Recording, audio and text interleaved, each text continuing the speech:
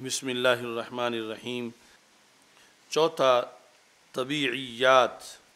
فلسفے کی یہ جو قسم ہے اس کا کچھ حصہ شریعت کے مخالف ہے اور کچھ حصہ جو ہے وہ اجسام کی صفات کے بارے میں اور ان کے خواص کے بارے میں ہے، اور یہ کہ وہ اجسام منحل کیسے ہوتے ہیں اور ان میں تغیر کیسے آتا ہے۔ یہ ایک طرح کے طب کے مشابہ ہے، کچھ حصہ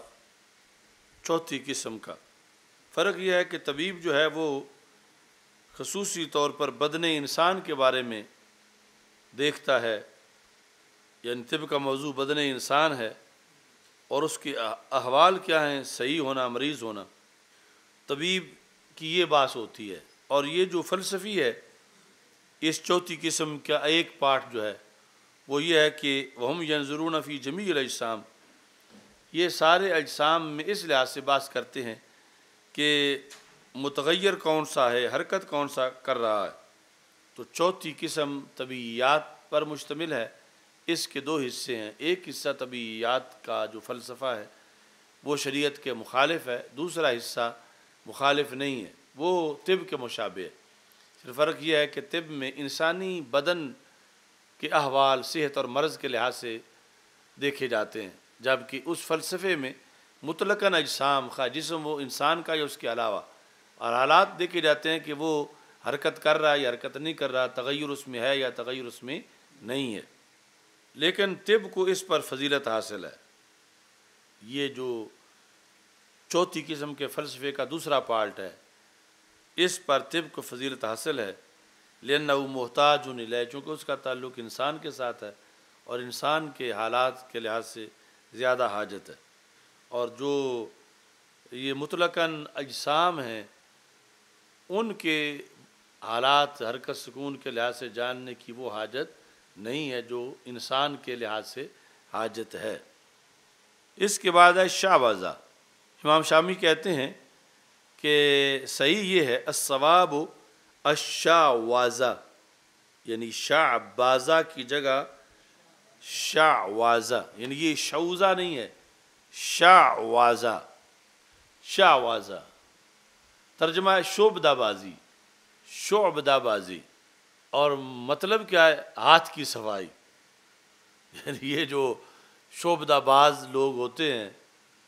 کیا خفۃ فی الید، ہاتھ کی صفائی ہے، حقیقت میں ویسے نہیں ہے۔ کالسحر، جادو کی طرح، ترشیہ بغیر ما علیہ اصلہ، تم دکھائے گئے ہو وہ چیز جو جیسے تم دیکھ رہے ہو حقیقت میں ویسے نہیں ہے، یہ ہے شعبدہ بازی۔ مصباح کے اندر لغت کی کتاب ہے شعوذ الرجل شعوذۃ ومنہم من قال شعبذ شعبذۃ وہو بالذال المعجمہ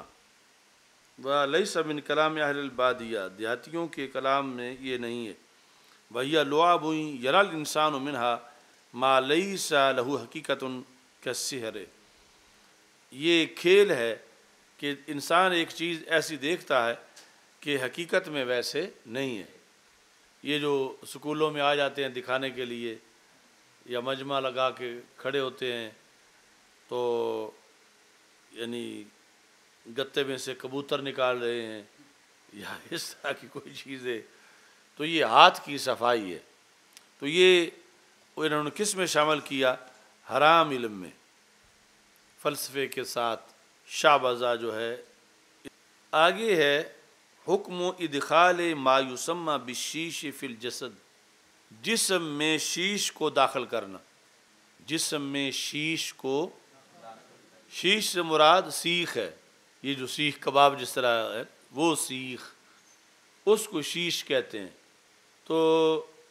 یہ تم نے تصوف ایسا دیکھا ہوا ہے یا نیٹ پہ دیکھا ہے؟ ویسے نہیں دیکھا۔ یہ عراق میں بہت زیادہ ہے، تو اس کو وہ کہتے ہیں ضرب یا الرفائی۔ یہ حضرت شیخ احمد کبیر رفائی رحمۃ اللہ علیہ کی طرف منسوب کرتے ہیں کہ وہ ایسا کرتے تھے، جس طرح ادھر قوالی منسوب کی جاتی ہے حضرت خواجہ غریب نواز رحمۃ اللہ علیہ کی طرف، تو ادھر یہ منسوب کیا جاتا ہے، اور وہاں کی علماء نے بھی اس کا رد لکھا ہوا ہے کہ وہ ایسا نہیں کرتے تھے۔ یہ جو شیش والا کام ہے۔ لیکن ان کا جو مزار ہے حضرت شیخ احمد کبیر رفاعی رحمۃ اللہ علیہ کا، اس پر یہ کثرت سے پھر لوگ بیٹھے ہوتے ہیں جو یہ کرتے ہیں۔ اور ادھر حضرت غوث پاک رضی اللہ تعالیٰ عنہ کے مزار پر بھی پھر خاص مواقع پر پھر خصوصی طور پر اس کی نشست ہوتی ہے، اور عام بندہ جو ہے وہ پھر بہت زیادہ حیران ہی نہیں ہوتا، بے ہوش بھی ہو جاتا ہے دیکھ کے۔ تو اتنے لمبے جو ہے وہ سیخ ہیں، سریے اور چھرے،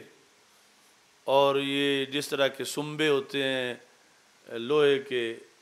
سارے اعضاء کے لحاظ سے، مثلا وہ جو جس طرح اتنا موٹا ہے وہ یہاں سے لگاتے ہیں، نیچے سے دے کے اوپر سے نکال لیتے ہیں، تو ادھر باقی پیٹ میں لگا کے ایک طرف سے دبا کے پیچھے سے نکالتے ہیں۔ یعنی یہ نہیں کہ وہ دو جدا ٹکڑے ہیں، وہ سامنے پوری اتنی لمبی پوری لوہے کی بنی ہوئی وہ سریا ہے، یہ نہیں کہ وہ اندر پیٹ میں دونوں طرف کسی طرح اٹیچ کیا گیا، وہ اندر سے گزر کے باہر نکلتا ہے۔ اور پھر اس طرح جو ہے وہ لٹا کے اوپر سے تلوار بھی پیٹ پر مارتے ہیں، دو ٹکڑے کرنے کے لیے کہ پوری تلوار پیٹ سے گزر کے نیچے نکل جائے۔ ایسا پنجاب میں ہو تو سارے ولی مان جائے اس بندے کو 10,000% گھنٹہ مرید وہ ہوں اتنی بڑی ولایت۔ یہ یعنی باقاعدہ ان کے جسم پر نشان بھی بنتا ہے، تھوڑا سا خون بھی نکلتا ہے، اور وہ بندہ کمزور بھی ہو جاتا ہے۔ یعنی یہ جس طرح سالانہ فنکشن ہوتا ہے یعنی تو انہوں نے کچھ بندے ایسے پالے ہوئے ہوتے ہیں کہ اس مرتبہ ان کی قربانی ہوگی مطلب یہ ہے کہ پھر ان کو ذرا بعد میں انار کا جوس پلاتے ہیں اور فریش رکھتے ہیں کہ پھر اگلے موقع پر، اور یعنی پہلے تو وہ دف بجاتے ہیں اور کچھ پڑھتے رہتے ہیں، تو یہ یعنی کچھ رقص کر رہے ہوتے ہیں، جھوم رہے ہوتے ہیں، تو پھر پیر صاحب کو اچانک جوش آتا ہے، وہ ایک کو پکڑ کے اس کو لگا دیتے ہیں، تو جب اس کو لگاتے ہیں تو پھر وہ اس کے ساتھ ہی رقص کر رہا ہوتا ہے، پھر دوسرے کو پکڑتے ہیں، اس کو لگا دیتے ہیں یہاں سے، پھر ادھر سے داخل کر کے ادھر نکال کے، تو وہ پھر یعنی ساتھ ساتھ وہ دف والا کر رہا ہوتا ہے، اور باقی کچھ اس کے بغیر بھی ہوتے ہیں جو محترم مشائخ ہیں، وہ ویسے ہی یہ جو نوجوان قسم کے ہوتے ہیں ان کو یہ لگا کر پھر چھوڑتے ہیں، پھر جب اچھا خاصا وقت گزرتا ہے پھر وہ نکالتے ہیں کھینچ کے، اور پھر ان کو جوس وغیرہ پلا کے بٹھا دیتے ہیں۔ اس کو وہ رفاعی کہتے ہیں، یعنی اس عمل کو رفاعی کہتے ہیں۔ یعنی ہمارے جب ہم پڑھتے تھے اس وقت یعنی قانونی طور پر یہ عمل ناجائز تھا عراق میں، یعنی ان کو روکا گیا تھا کہ باہر چوکوں میں یا پبلک پلیس جو ہے وہاں نہیں کر سکتے، مگر یہ مشائخ کے جو حجرے تھے اس میں مسجد میں بھی اجازت نہیں تھی کرنے کی، لیکن جو حجرے تھے ان کے اپنے اپنے پیروں کے دربار شریف پر، اس میں پھر وہ کرتے تھے۔ یا ادھر شیخ احمد کبیر صاحب کا جو ہے مزار، وہ چونکہ دیہاتی علاقہ ہے تو وہاں پھر برسر عام باہر بیٹھ کے بھی کرتے تھے، مگر یہ ہے بہت عجیب و غریب، اور یہاں اس کا تذکرہ اس پر پہلے یہ دیکھ لیں، باقی مزید بیان ہوتا ہے۔ حکم ادخال ما یسمى بالشیش فی الجسد، کہ جس کو شیش کہا جاتا ہے اس کو جسم میں داخل کرنا، اس کا حکم کیا ہے؟ یہ اس زمانے میں یعنی جو شعبدہ بازی کا ہے موضوع، اس میں ذکر کیا امام شامی نے، اوپر تو متن میں تو صرف شعبدہ آیا، آگے ہی اس کا ایک حصہ انہوں نے بنایا شعبدہ بازی۔ وَأَفْتَى الْعَلَّامَةُ ابن حجر فی اہل الحیلہ، کے علامہ ابن حجر نے فتویٰ دیا رحمۃ اللہ علیہ نے فتاوی حدیثیہ میں، ابن حجر مکی، کس کے بارے میں؟ فی اہل الحیلہ کے، فی الطرقات، رستوں میں جو حلقے بنا کے بیٹھے ہیں، جس طرح ہمارے ہاں یعنی بلا تشبیہ و تمثیل وہ کلندر باندریوں والے جو ہیں چوک میں حلقہ بنا بیٹھتے ہیں، یا یہ دوسرا کوئی تماشا کرنے والے، تو اس زمانے میں یہ یوں شیش لگانے والے طرقات میں حلقہ بنا کے بیٹھتے تھے۔ الذین لہم اشیاء غریبہ، ان کے عجیب و غریب کام ہے، کیسے؟ کقطع راس انسان، یعنی تلوار مار کے سر اتار کے سائڈ پہ رکھ دینا، اعادتہ ہی، اور پھر واپس لے آنا، یعنی ساتھ لگا دینا۔ اب میں نے عراق میں نہ دیکھا ہوتا تو یہاں بہت تعجب ہوتا کہ یہ انہوں نے کیا لکھا ہوا ہے، کا قطع رأس انسان و اعادتہ و جعل نحو دراہم من التراب وغیر ذالک، اور مٹی کے درم پکڑ کے چاندی بنا دینا۔ اس کے علاوہ بہت سے کام ہیں۔ بِأَنَّهُمْ، کیا فتویٰ دیا ابن حجر نے کہ یہ جادو کے معنی میں ہے۔ إِن لَمْ يَكُونُوا مِنْهُمْ، اگرچہ عین جادو نہیں ہے لیکن جادو کی اقسام میں سے ہے، جادو کی طرح ہے، معنی میں ہے، اقسام میں نہیں، جادو کے معنی میں ہے، کیونکہ قسم شے کی تو شے میں سے ہی ہوتی ہے، جادو کے معنی میں، من وجہ جادو ہے۔ فلا یجوز لہم ذالک، ان کے لیے یہ جائز نہیں ہے، اور صرف ولا لأحد نہیں یقف علیہم، جہاں یہ وہ تماشا کرنے بیٹھے ہوئے ہوں تو کسی کے لیے جائز نہیں کہ وہ کھڑا ہو وہاں پہ۔ یعنی اس زمانے میں ابن حجر جو ہے انہوں نے فتویٰ دیا کہ یہ طرقات میں حلقے بنا کے بیٹھے ہوتے ہیں تو ان کے لیے جائز نہیں، اور گزرنے والے کے لیے جائز نہیں کہ یہ ان کو دیکھے۔ تو المدونۃ الکبریٰ، جسے امام مالک کی کتاب کہا جاتا، ادھر پڑھی ہے کئی جلدوں میں، اس میں ثم نقل عن المدونۃ من کتب المالکیۃ ان الذی یقطع ید الرجل او یدخل السکین فی جوفہ ان کان سحرا قتل والا عوقب، کہ وہ بندہ جو کسی کا ہاتھ کاٹتا ہے تلوار مار کے، یا چھری اس کے پیٹ میں داخل کرتا ہے، اگر یہ عمل وہ جادو کی وجہ سے کر رہا ہو تو کرنے والے کو قتل کیا جائے، وَإِلَّا عُوقِبَ، اور اگر جادو نہیں مانا ہے، جادو میں کوئی چیز اور ہے تو پھر سزا دی جائے۔ یعنی سحر کی تو اپنی سزا قتل ہے ساحر کی، حدیث شریف میں یقتل الساحر، جو رسول پاک صلی اللہ علیہ وسلم نے فرمایا۔ تو یہ نفس الامر کے اندر یعنی جو جادو کے معنی میں ہے، اور ہے بہت عجیب و غریب، یعنی کچھ لوگوں کے نزدیک ولایت یہی ہے کہ اس طرح سے اس طرح کر دیا، تو وہ یہ تو پھر بہت زیادہ ہے کہ سارے اتار کے وہاں رکھا پھر ساتھ لگایا، یا پیٹ پہ تلوار آدھا دھاڑ ادھر آدھا ادھر، پھر وہ اس موقع پر خصوصی طور پر دعوت دیتے ہیں۔ تو مجھے ایک مرتبہ انہوں نے دعوت دی، میری صدارت میں انہوں نے ایسا، وہ میرا پہلی اور آخری باری تھی۔ تو وہ شیخ جمال ہوتا تھا، صدام حسین رحمۃ اللہ علیہ کا وہ رشتہ دار تھا، تو وہ پھر شیوخ میں بھی اس کو موج سی زیادہ، تو اس کا جو کمرہ تھا دربار شریف پر، تو اس میں اس نے یعنی صدام حسین کے داماد کا وہ بھائی تھا، یعنی پوری داڑھی اس نے رکھی ہوئی تھی اور نوجوان تھا، مٹھی بھر داڑھی رکھی ہوئی تھی، تو اکثر وہاں پہ آتا تھا۔ وہ دوسری منزل پر اس کا کمرہ تھا، اب تو جو دربار شریف پر ہے یہ ساری بدل چکی ہے، اس وقت اور طرح کے حجرے تھے۔ تو وہ میں نے یعنی سارا سامنے دیکھا،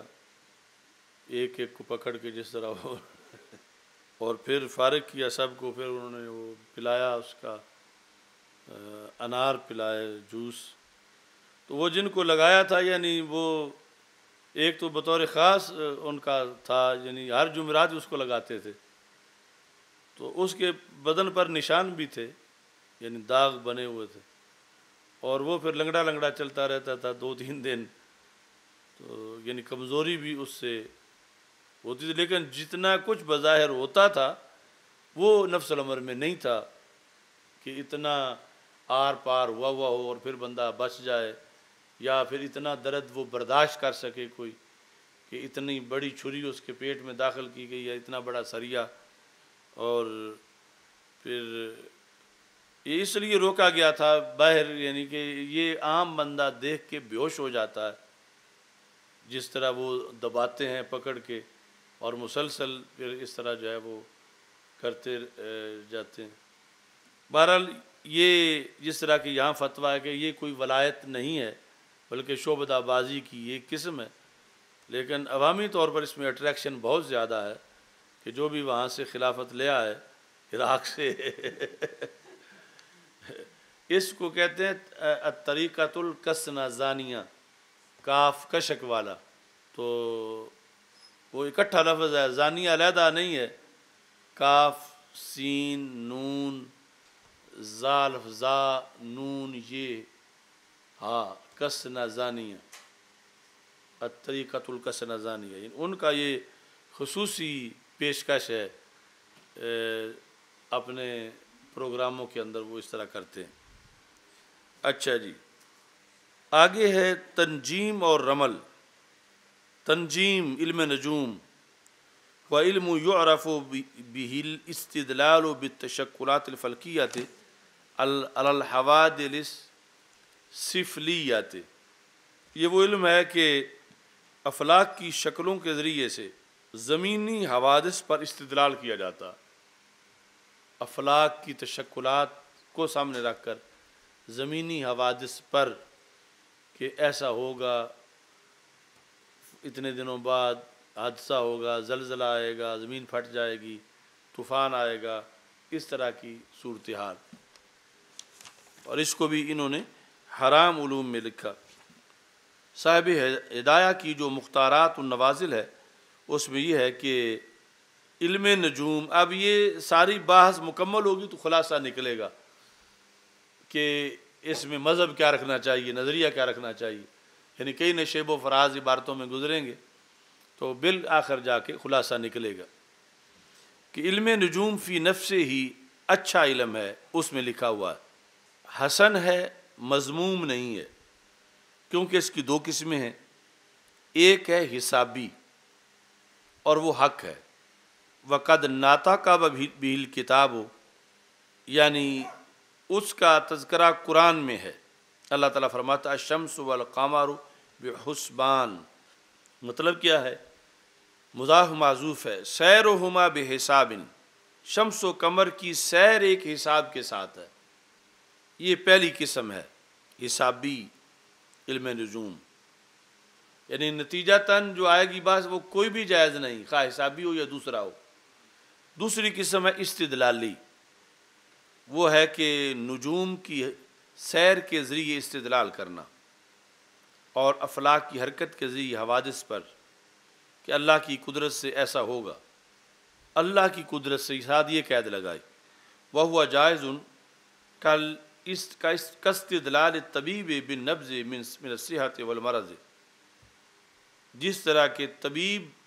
کا استدلال، یعنی ایک یہ ہے کہ مؤثر کسی اور چیز کو ماننا اللہ کے علاوہ، مثلا دیکھنا کہ آج چاند کے گرد ہالہ بنا ہوا ہے، تو یہ جب ہالہ بنتا ہے تو مثلا بارشیں ہو جاتی ہیں، تو یہ ہالہ مؤثر ہے، اس میں اللہ کی قدرت کا معاذ اللہ کوئی دخل نہیں، یا یہ فلاں قسم کے ستارے اس طرف ہوں تو پھر اس طرح ہو جاتا ہے زمین پر، اور یہ ان ستاروں کا اس طرف ہونا یہ مؤثر ہے، اللہ کی قدرت کا معاذ اللہ اس میں کوئی دخل نہیں۔ اگر ایسا کوئی کہے تو پھر کفر ہے، جس کے لحاظ سے وہ حدیث شریف ہے کہ انہوں نے بارش ہوئی تو کچھ لوگوں نے کہا کہ نجوم کے ذریعے بارش ہوئی، کچھ لوگوں نے کہا اللہ کے ذریعے اللہ نے بارش برسائی، تو جنہوں نے وہ ستارے کا نام لیا ان کے بارے میں حدیث میں ہے کہ انہوں نے کفر کیا۔ تو یہ چونکہ ان کی سرحدیں دونوں کی قریب قریب ہیں دونوں باتوں کی، یہی جس طرح مثلا یہ جو محکمہ موسمیات ہے تو ایک جواز والی صورت بھی ہے، جواز والی صورت اس طرح ہے، مثلا یہ انہوں نے لکھا کہ جس طرح کوئی نبض دیکھتا ہے تو نبض دیکھ کے بتاتا ہے اس کو فلاں مرض ہے، اب اس میں کوئی علم غیب نہیں ہے کہ وہ دعویٰ کر رہا ہو، بلکہ ایک سبب کو دیکھ کے اس نے مسبب کا بتایا ہے، اور پھر یہ ہے کہ یہ مانتا ہے کہ صحت مرض اللہ کی طرف سے ہے، صحت مرض جو ہے وہ اللہ تعالیٰ کی طرف سے ہے۔ ایسے ہی یعنی جو جب یہ ہو کہ مثلا علم الافلاک کے ذریعے سے یا یہ جو رصد گاہیں سائنسدانوں نے بنائی ہوئی ہیں کہ عام بندے کو وہ چیزیں نظر نہیں آ رہی، ان کو پیچھے اسباب نظر آ رہے ہیں کہ اتنی دور سے ایک طوفان شروع ہو رہا ہے اور وہ اتنے گھنٹوں کے بعد اس جگہ پہ اس کا ظہور ہوگا، تو آلات کے ذریعے ہو سکتا ہے کہ وہ پیچھے دیکھ لے، یعنی اگر علم غیب کا دعویٰ نہ ہو اور ان آلات کے ذریعے وہ خبر دی جا رہی ہو، اور ساتھ یہ بھی شرط ہے کہ اس میں مؤثر اللہ کو مانا جائے کہ یہ ویسے تو معمولی سا پتہ بھی نہیں ہل سکتا تھا اللہ کے حکم کے بغیر، یہ سب کچھ اللہ تعالیٰ کے حکم پہ ہوگا، تو اب یعنی یہ اس طرح بارش ہو جائے گی گرج چمک کے ساتھ اور یہ وہ ہوگا، اس نظریے پر جا کر جواز بنے گا کہ جس میں کوئی دعویٰ علم غیب نہیں اور اسباب کو دیکھ کر مؤثر کی خبر دی جا رہی ہے۔ جس طرح عام بندہ جو ہے مثلا نالج کے لحاظ سے ایک بالکل بچہ ہے، اس کو گھر میں درخت لگا ہوا ہے تو ابھی اس کو یہ پتہ نہیں کہ یہ سایہ جو اس طرف ہے پچھلے ٹائم اس طرف ہو جائے گا، تو اب کسی بڑے نے اس کو خبر دی کہ یہ سایہ سورج کی کرنوں سے بن رہا ہے اور سورج دوسری طرف ہوگا، پھر سایہ اس طرف بنے گا، اب اس میں جو ہے وہ اللہ کی قدرت ہے کہ سورج ادھر جائے گا، تو اب یہ خبر دینا جیسے بچے کے لیول کے بندے کو اس پر بچے کا یقین کر لینا کوئی کفر نہیں ہے کہ ایسا ہوگا اور پھر ویسے ہو ہی جائے گا، اور نہ یہ کوئی علم غیب ہے۔ تو آلات کے لحاظ سے سائنسدان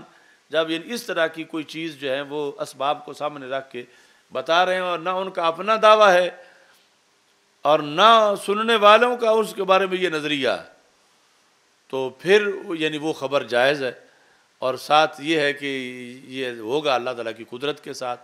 اس میں کسی ستارے کی کوئی تاثیر نہیں ہے۔ تو جب دوسری چیز لی جائے کہ جس میں دعویٰ علم غیب ہو اور ذاتی طور پر، اور پھر ساتھ یہ ہے کہ اللہ تعالیٰ کی تاثیر کا دخل نہ مانا جائے معاذ اللہ، تو پھر وہ اس طرح کی خبر دینا وہ کفر کے زمرے میں آتا۔ اب دیکھو یہاں سے استدلالی کیا ہے، نجوم کی سیر کے لحاظ سے کہ نجوم حرکت کر رہے ہیں، کدھر سے کدھر جا رہے ہیں، اور افلاک کی حرکت کے ساتھ دلیل کس پہ پکڑنا؟ حوادث پہ کہ زمین پہ ایسا ہو جائے گا، لیکن ہوگا کیسے؟ بے قضاء اللہ تعالیٰ و قدرہ ہی، اللہ کے حکم پر ایسا ہوگا۔ یعنی یہ جو دیہاتوں میں لوگوں میں مشہور ہوتا ہے کہ ادھر سے ہوا چلے تو بادل آ جاتا ہے، یہ ہو جائے تو بادل آ جاتا ہے، چاند کے گرد دائرہ ہو تو بادل آ جاتا ہے، تو یہ لازم ہے کہ یقین رکھے کہ اگر رب نہ چاہے تو 1000 بار دائرہ بنے کوئی بادل نہیں ہوگا،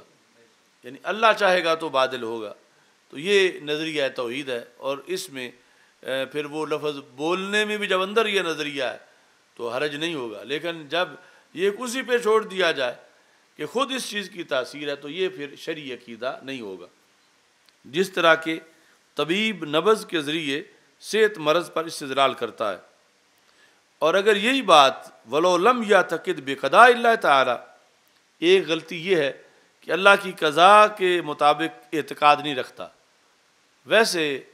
کہ مادہ پھٹ گیا ہے، یہ ہو گیا ہے، وہ ہو گیا ہے، اور ادعا الغیب بنفسہ ہی، یا بنفسہ ہی غیب کا دعویٰ کرتا ہے، یعنی نبض دیکھ کے بیماری بیان کرنا اور چیز ہے، غیب کا دعویٰ کرنا اور چیز ہے۔ اگر بنفسہ ہی غیب کا دعویٰ کرے گا یکفر، اس کو کافر قرار دیا جائے گا۔ ثم تعلم مقدار ما یعرف به مواقیت الصلاۃ والقبلۃ لا باس به، پھر علم نجوم اتنا پڑھنا کہ جس کے ذریعے سے نمازوں کے وقت معلوم ہو سکیں اور قبلے کا پتہ چل سکے کہ یہاں سے سمت قبلہ کیا ہے، تو اس میں کوئی حرج نہیں ہے۔ یہ اتنا کی جو قید لگائی ہے، کہتے ہیں وَأَفَادَ، انہوں نے یہ فائدہ دیا، یعنی صاحب ہدایہ نے جو لکھا کہ ان تعلم الزائد علی هذا المقدار فیہ باس، اگر اس سے زیادہ پڑھے گا تو اس میں حرج ہے، بلکہ سرّا فی الفصول بحرمتہ، پھر اس سے زیادہ علم نجوم حرام ہے۔ وَهُوَ مَا مَشَىٰ عَلَيْهِ الشَّارِعُ، اور وہی شارع کا مذہب ہے، یعنی شارع سے مراد یہاں اوپر متن میں جو ماتن نے لکھا ہے در مختار میں، وہ کہ اس کو علم حرام میں شمار کیا ہے۔